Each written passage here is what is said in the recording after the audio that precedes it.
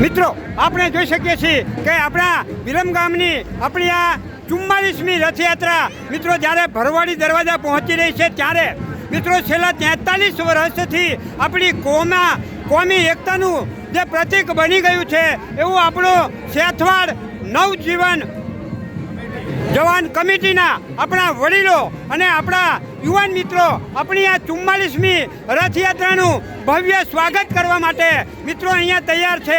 એ મિત્રો આપણે જોઈ રહ્યા છીએ મિત્રો ખરેખર આજના યુવાને એક વસ્તુ વિચારવાની છે કે આપણા વડીલો છેલ્લા 43 વર્ષથી આપણી આ રથયાત્રાનું અહીંયા ભવ્ય સ્વાગત કરે છે।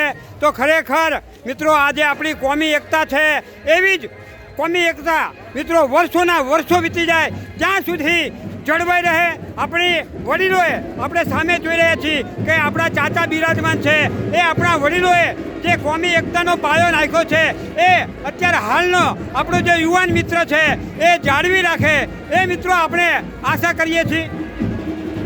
મિત્રો આપણે જોઈ શકીએ છીએ કે અહીંયા આ આપણા જે યુવાન મિત્રો છે તેમના દ્વારા મિત્રો દર વર્ષે અહીંયા રથયાત્રાનું ભવ્ય સ્વાગત તો થાય જ છે, પરંતુ આપણા યુવાન મિત્રો દર વર્ષે આપણા રથયાત્રાની અંદર જે પણ આપણા ભક્તજનો જોડાયો હોય તેમને આ ઠંડી પાણીની જે બોટલો છે એ બોટલોની સેવા મિત્રો આપી રહ્યા છે।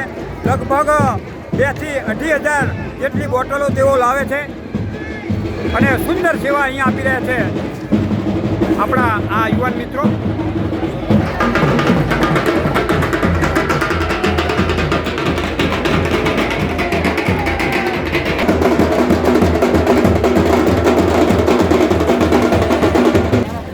મિત્રો આપણે જોઈ શકીએ છીએ કે હવે આપણા રામકુમાર બાપુનું સ્વાગત કરવા માટે આપણા વડીલો અને આપણા યુવાન મિત્રો હવે અહીંયા આવી ગયા છે।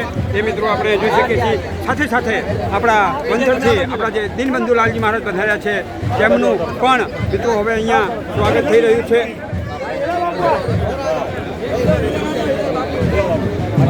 તો મિત્રો આ એક કોમી એકતા મિત્રો અહીંયા આપણા વડીલો અને આપણા યુવાન મિત્રો બતાવી રહ્યા છે।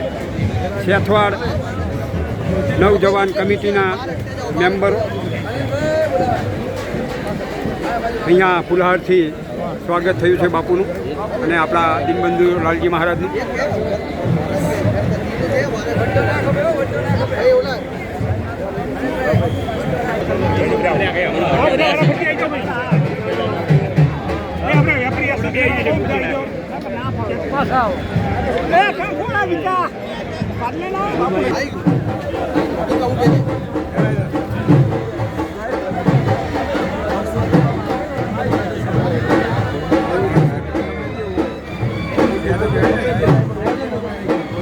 મિત્રો હવે અહીંયા આપણી આ સેથવાડ નવજવાન કમિટી દ્વારા મિત્રો આપણા જગન્નાથ ભગવાનનું પણ અહીંયા સ્વાગત થઈ રહ્યું છે।